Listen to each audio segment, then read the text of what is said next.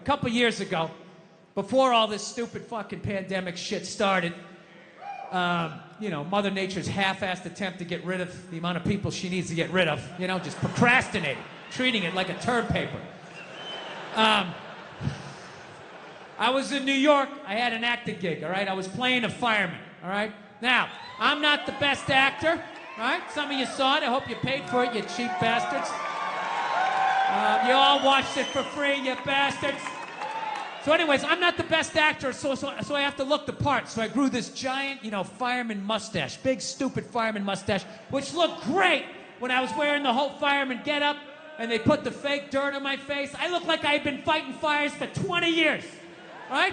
However, the second I took off the costume and they cleaned off my face and I put on my regular clothes, I immediately just looked like some sad old queen that never found love, right? And as luck would have it, I was in New York City in June, which I quickly found out was Gay Pride Month. The whole month. And let me tell you something, the gay guys show up strong. It is wall to wall. The fucking island is almost tipping over. There's so many of them. And I'm sitting there like going, oh my God, 30 days of this shit? I'm walking around with this orange Freddie Mercury fucking dick broom on my face. I am going to be getting harassed up and down the street. I was in actor shape, man. I was fucking shredded. I got to tell you something, man. When I tell you 30 days of June, not one gay guy even fucking looked at me.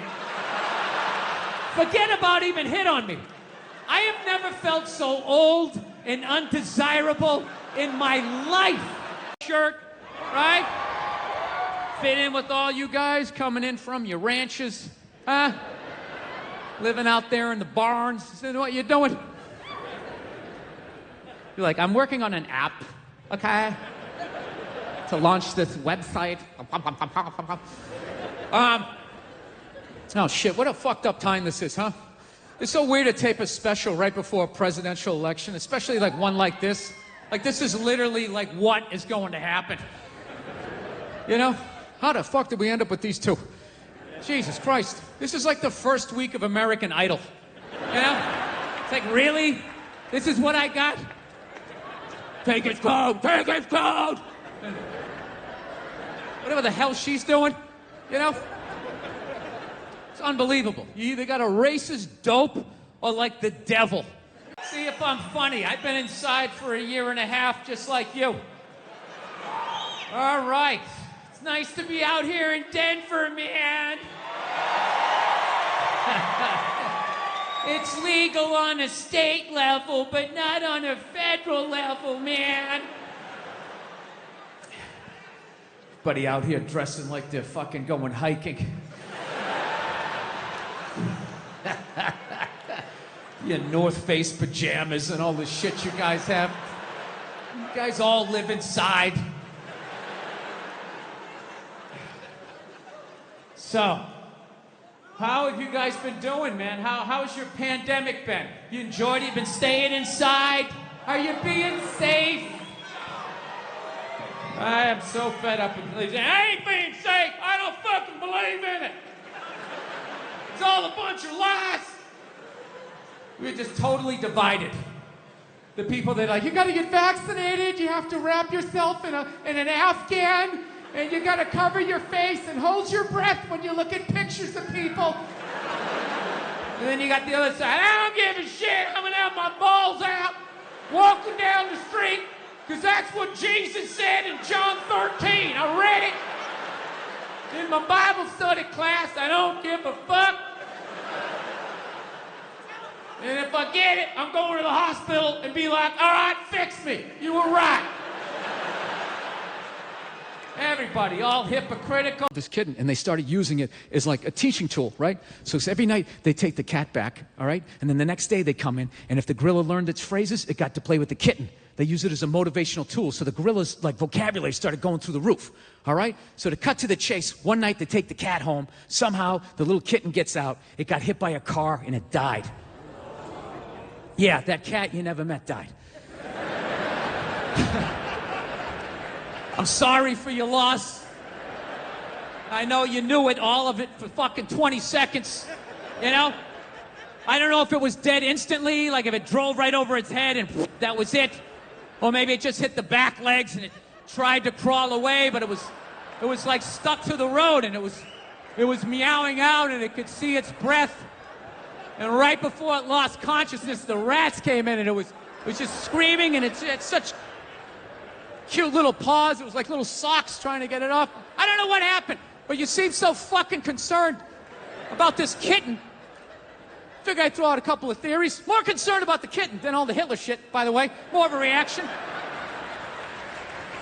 More of a reaction, that's fine. Every crowd's a little bit different. It's not the point of the story. Okay? The point of the story was now this lady had to go down to the zoo. She had to tell the gorilla that the kitten was dead, right? So she comes back down to the zoo, and the gorilla's all amped up. This is like its favorite part of the day. Like its mind is engaged, and it sees its little friend. And at this point, its vocabulary is like crazy now. And the lady shows up, the gorilla's all amped up, and just looks at her just like, oh shit! What's up? Yeah! Right? Now, I can't do sign language, so you're gonna have to bear with me through the rest of this bit. I'm gonna do the best I can, all right? So the thing's like, what's up? Yeah! All right? But the zookeeper lady, she has like, you know, just sitting there all sad, you know, trying to think how she's gonna tell it, right? And the gorilla picked up on the vibe. All right, she's kind of like, hello. All right, and all of a sudden the gorilla's energy just comes all down. She just starts looking at the lady like, what's wrong with you? Is there something that I need to know? Huh?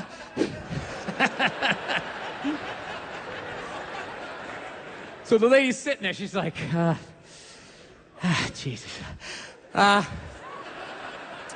Well,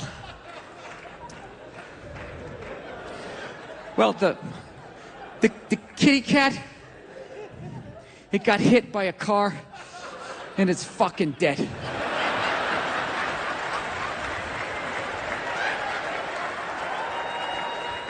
And the gorilla immediately took it in.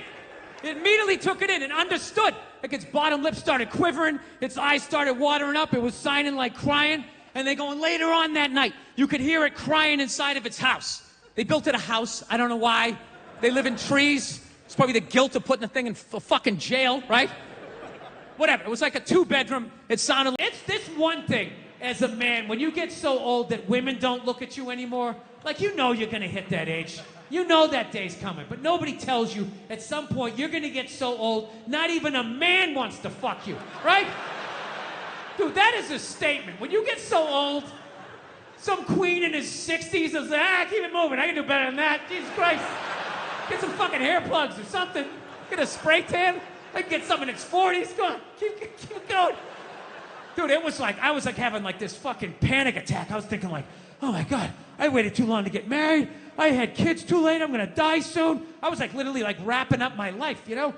So I'm walking down like 9th Avenue, you know, putting a little swish in my fucking step, just trying to get something. I was desperate.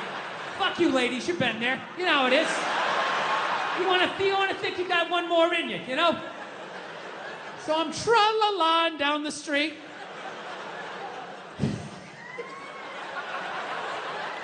I really wish that wasn't the truth. So I'm going down the who gives a shit looking women, right? I'm just being honest. Come on, we're outside. We're in the woods. We can be honest.